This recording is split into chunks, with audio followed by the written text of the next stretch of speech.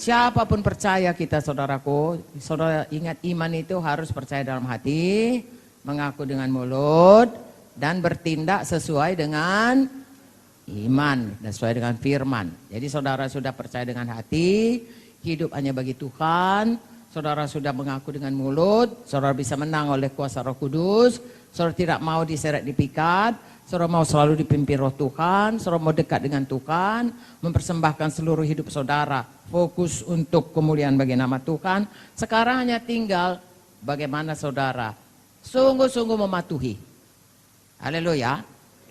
Sangat kooperatif dengan Roh Kudus. Kooperatif itu artinya mau mengikut, mau menurut. Roh Kudus pun begitu. Roh Kudus bilang, jangan minta, tunggulah dulu, nanti aku dibilangnya apa. Banyak kita punya saudara alasan, tidak kooperatif. Ya, tidak bisa dipimpin Roh Kudus. Nah, saudara juga begitu. Ya, sebenarnya sudah banyak bisa dikerjakan Tuhan.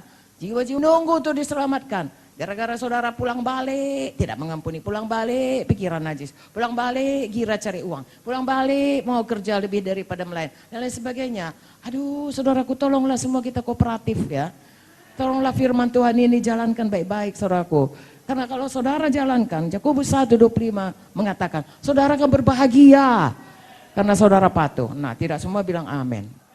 Roma 12 ayat 2 tadi apa dikatakan?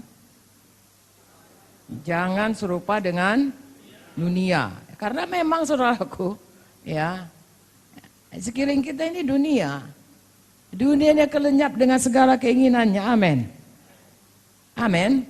Tetapi hanya orang yang mengerjakan kehendak Tuhan yang kekal selama-lamanya. Janganlah kami menjadi serupa dengan dunia ini, tapi berubahlah oleh pembaruan budimu, sehingga kamu dapat membedakan manakah kehendak Allah, apa yang baik, yang berkenan, dan yang sempurna. Haleluya. Jangan sama dengan dunia. Ya, sistem dunia ini, saudaraku, di sekitar kita, ya, itu sangat bertentangan dengan firman Tuhan. Di dunia ini dikatakan dalam Matius 20, ya, kalau orang-orang di dunia ini jadi pemimpin, dia tangan besi. Betul? Oke, kita buka aja lah Matius 20. Saya harap saya tidak salah. Permintaan Ibu Yakobus Yohanes bukan memerintah, melainkan melayani. Ayat 20 sampai ayat 28. Kita baca sama-sama. 1, 2, 3. Maka datanglah ibu anak-anak Zebedeus dan anak-anaknya itu kepada Yesus. Lalu sujud di hadapannya minta suatu padanya. Kata Yesus, apa yang kau kehendaki? Jawabnya, semua baca. Berilah perintah supaya kedua anakku ini boleh duduk kelak dalam kerajaanmu. Yang seorang sebelah kananmu, yang seorang lagi sebelah kirimu. Tetapi Yesus menjawab, katanya, kamu tidak tahu apa yang kamu minta. Dapatkah kamu minum cawan yang harus kuminum? Kata mereka padanya, kami dapat. Yesus berkata pada mereka, cawanku memang akan kamu minum. Tapi untuk hal duduk sebelah kananku, sebelah kiriku, aku tidak berhak memberikannya. Itu akan diberikan kepada orang-orang bagi siapa Bapakku telah menyediakannya. Mendengar itu, marahlah ke 10 murid yang lain kepada kedua saudara itu. Ayat 25, perhatikan pengajaran Tuhan. Tetapi Yesus memanggil mereka lalu berkata, kamu tahu bahwa pemerintah bangsa-bangsa memerintah rakyatnya dengan tangan besi. Dan pembesar-pembesar menjalankan kuasanya dengan keras atas mereka. Tidaklah demikian di antara kamu. Barang siapa ingin menjadi besar di antara kamu, hendaklah ia menjadi pelayanmu. Barang siapa ingin menjadi terkemuka di antara kamu, hendaklah ia menjadi hambamu. Sama seperti anak manusia, datang bukan untuk dilayani, melainkan untuk melayani. Dan untuk memberikan nyawanya bagi tebusan bagi banyak orang. Beda enggak dunia dengan kerajaan sorga?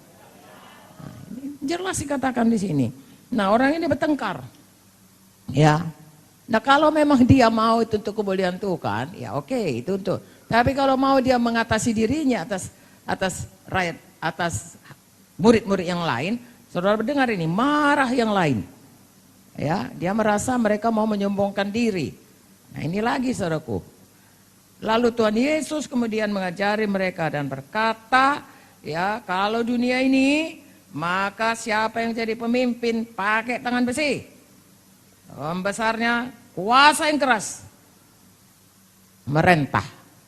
Tetapi kalau tidak demikian di antara kamu, siapa yang mau besar jadi pelayan. Siapa yang mau terkemuka jadi hambamu. Seperti Tuhan Yesus. Datang bukan untuk dilayani tapi melayani. Haleluya.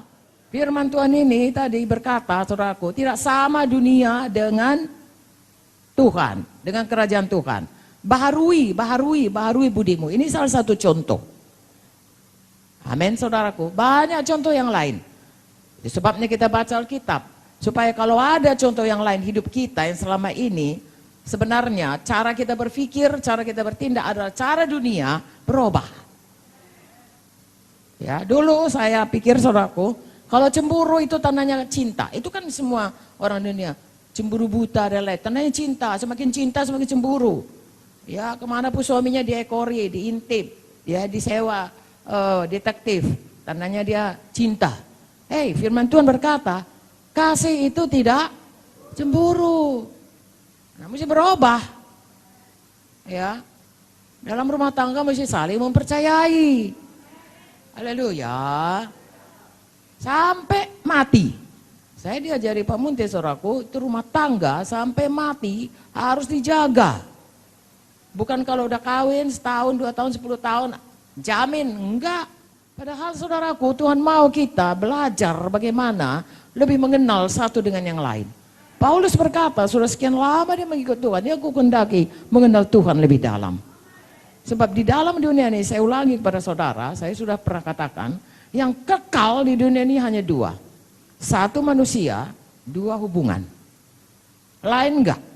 Gedung ini akan tinggal, saudaraku. Apapun saudara buat pasti tinggal. Saudara akan pulang ke hidup kekal bersama Yesus. Ya, kalau Tuhan Yesus sudah datang, ini tinggal sama Antikristus. Makanya saudaraku, yang ini tinggal semua. Apa yang tinggal? Manusia. Kekal. Kalau dia dalam Yesus, dia kekal di sorga. Kalau dia tidak dalam Yesus, kekal di neraka. Apalagi hubungan kasih. Semakin saudara mengasihi Tuhan, mengenal Tuhan, semakin dekat saudara dengan Tuhan.